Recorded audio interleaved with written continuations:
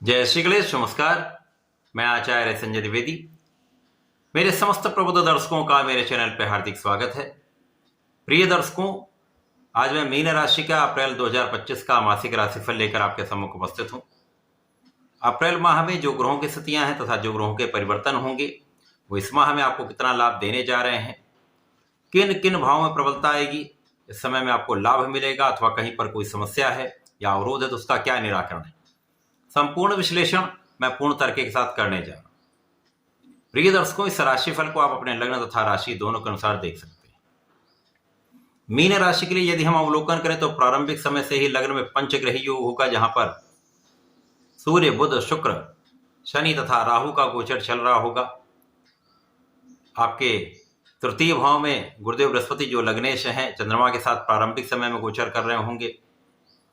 आपके चतुर्थ भाव में मंगल का गोचर चल रहा होगा। आपके सप्तम भाव में केतु होंगे। इस माह का पहला परिवर्तन मंगल का है, जब मंगल राशि परिवर्तन करेंगे तथा अपनी नीच राशि में प्रवेश करेंगे। इनका पंचम भाव में गोचर प्रारंभ होगा। 13 अप्रैल को सूर्यदेव लग्न से निकलकर द्वितीय भाव में धन के भाव में अपनी उच्च राशि में प्रवेश करेंगे। इसी प्रकार से 7 अप्रैल को बुध जो वर्तमान समय वक्री हैं मार्गी हो जाएंगे। 14 अप्रैल को शुक्राचार्य जो वक्री हैं वो मार्गी अवस्था में आ जाए। प्रारंभ से ही आपके लग्न में 5 ग्रह बैठे हैं, जहां पर शनिदेव जो आपके व्यय तथा लाभ के स्वामी होकर गोचर कर रहे हैं। 7.5 का दूसरा चरण प्रारंभ हो चुका है। यहां पर सूर्यदेव हैं, आपके 2 केंद्र के स्वामी बुध का गोचर यहां पर है। पराक्रमेश तथा अष्टमेश शुक्राचार्य का भी गोचर चल रहा है। यदि इन समस्त स्थितियों को देखें तो इस पंचग्रही योग में सूर्य भी बाधित थे। बुध शुक्र तो अत्यधिक निकट होने के कारण राहु से इनका प्रभाव न्यूनतम प्राप्त हो रहा है, क्योंकि जड़ दोष बना हुआ है और शुक्र भी यहाँ पर पीड़ित हैं। शनिदेव 0 डिग्री पर होने के कारण बहुत अधिक यहाँ पर ना लाभ की स्थिति में ना ही कोई बहुत नकारात्मक प्रभाव देने जा रहे हैं। परंतु 1 अप्रैल को सूर्यदेव का बल बढ़ चुका होगा। सूर्यदेव 15 डिग्री पर आ चुके होंगे। तो अभी तक जो स्वास्थ्य समस्याएं चल रही थी, जो बिना कारण से तनाव चल रहा था, बिना कारण से विवाद चल रहा था, वो समस्त समस्याएं समाप्त होने लगे, सबका हल निकलने लगेगा। इसी प्रकार से जो जातक नौकरी के लिए प्रयत्न कर रहे थे, अभी तक काम नहीं बन पा रहा था, ये उनका काम बनने लगेगा। आपका प्रयास सफल होने लगेगा, आपका तनाव कम होने लगेगा, क्योंकि सूर्यदेव एकमात्र ऐसे ग्रह हैं जो आपके मनोबल को प्रबल कर देते हैं, आपकी आत्मशक्ति को जागृत कर देते हैं। तो आपका प्रभाव बढ़ जाता है, आपकी क्षमता बढ़ जाती है, आपके माइंडसेट में परिवर्तन हो जाता है। इसी प्रकार से गुरुदेव जो लग्न के स्वामी, उनकी अच्छी स्थिति है। तो सूर्य और गुरु यहाँ पर आपके लिए बहुत कुछ सकारात्मकता दे रहे हैं। ऐसा ज्योतिष में कहा भी गया है, यदि ये दोनों ग्रह आपकी कुंडली में अच्छे भाव में बैठे हैं, अच्छी स्थिति में है, बलवान हैं, तो कुंडली के बहुत सारे दोषों को समाप्त कर देते हैं।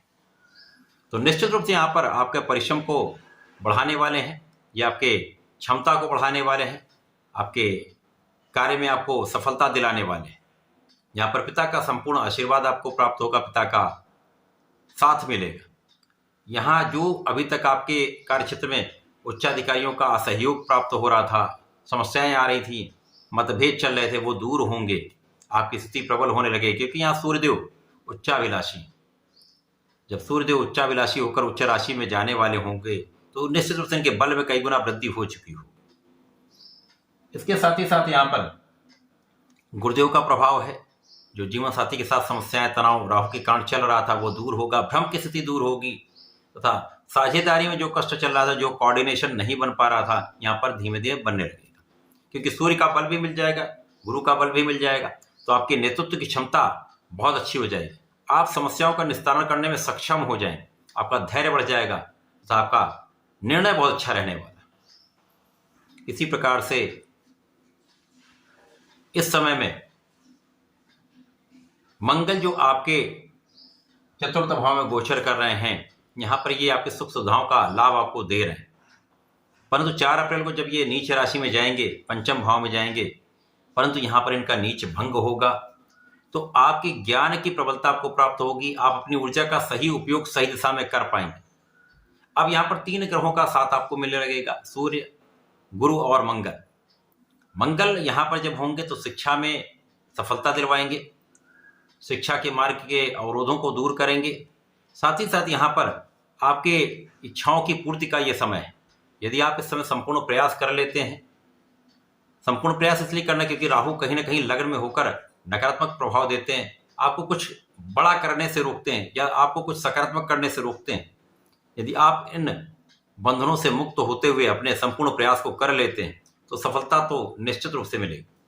इस समय संतान पक्ष भी बलवान रहेगा, संतान सुख भी प्राप्त होगा, संतान से लाभ मिलेगा, ज्ञान से लाभ मिलेगा तथा आपकी इच्छा पूर्ति अवश्य होगी। आपके संतान प्राप्ति की इच्छा पूर्ति हो सकती है, आपके ज्ञान के क्षेत्र में सफलता से आपकी इच्छा की पूर्ति हो सकती है, अथवा आपके कार्य क्षेत्र में सफलता से आपकी इच्छा की पूर्ति हो सकती है। क्योंकि यहाँ पर मंगल आपकी यात्राओं से आपको लाभ दे रहे हैं, आपके ज्ञान से आपको लाभ दे रहे हैं तथा यहाँ पर आपके स्वास्थ्य समस्याओं को कम कर रहे हैं। जब आप स्वस्थ रहते हैं तो आप अपना संपूर्ण परिश्रम, अपना संपूर्ण प्रयास कर पाते हैं। अब जैसे जैसे ये गोचर आगे बढ़ेगा, सूर्य का बल बढ़ेगा, शनिदेव आगे बढ़ेंगे, राहु पीछे की ओर जाएंगे, जिसके कारण राहु निर्बल होंगे, शनि बलवान होंगे, सूर्य बलवान होंगे, तो इस स्वभाव की प्रबलता बढ़ने लगेगी। तो आपकी बुद्धि का बल श्रेष्ठ होने लगेगा, आपके कार्य क्षेत्र में विस्तार भी होगा, कार्य क्षमता में वृद्धि से सफलता भी मिलेगी। आपका बौद्धिक स्तर बढ़ने लगेगा क्योंकि 7 अप्रैल को बुध मार्गी हो जाएंगे, तो राहु से इनकी दूरी बढ़ने लगेगी, तो आपके बौद्धिक स्तर में वृद्धि हो जाएगी। अब गुरु का ज्ञान का भाव प्रबल, बुद्धि का भाव प्रबल और सूर्य की क्षमता आपको विशेष रूप से सफलतादायक योग बनाने वाली होगी। अब जब शुक्राचार्य भी यहाँ पर मार्गी हो जाएंगे तो निश्चित रूप से शुक्राचार्य का विशेष प्रभाव आपको प्राप्त होगा, क्योंकि शुक्राचार्य यहाँ पर पराक्रमेश हैं, अष्टम भाव के स्वामी। तो यहाँ पर आपकी स्वास्थ्य समस्याएं कम हो जाएं, आपके आत्मबल में वृद्धि से, आपके क्षमता में वृद्धि से एक अच्छा लाभ आप ले पाएंगे। साथ ही साथ आप आध्यात्मिक रहेंगे, आपके विशेष ज्ञान में वृद्धि होगी, धर्म कर्म के कार्यों में आपका मन लगने लगेगा, तो यहाँ स्थिति आपके पक्ष में होने लगेगी। यहां पर आपके लाभ का मार्ग बनने लगेगा। इसी प्रकार से बुध जो 2 केंद्र के स्वामी हैं, अब जब जैसे जैसे बुध बलवान होंगे, शुक्र बलवान होंगे, तो आपके लिए जीवन साथी के साथ सामंजस्य बढ़ेगा, आपसी प्रेम में वृद्धि होगी तथा यहाँ पर लक्ष्मी योग का लाभ आप ले पाएंगे।